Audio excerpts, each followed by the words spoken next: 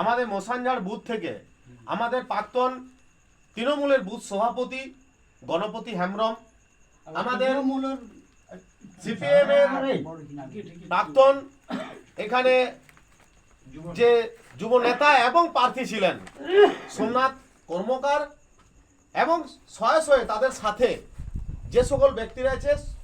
100 জন CPM ও তৃণমূল ছেড়ে প্রায় 1 থেকে 150 জন পরিবার আমাদের বিজেপি পরিবারে যোগ দিচ্ছেন আমাদের ক্ষুদিরাম টুডু মহাশয়ের হাত ধরে। এবং আমাদের জেলা সম্পাদক আছেন যে আমাদের শান্তনু সিংহ, আমাদের জেলা এসটি মোর্চার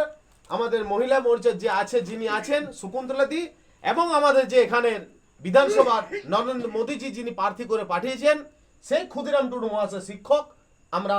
তার হাত থেকে তাদের হাতে পতাকা তুলে দেব। भारत माता की जय, भारत माता की जय।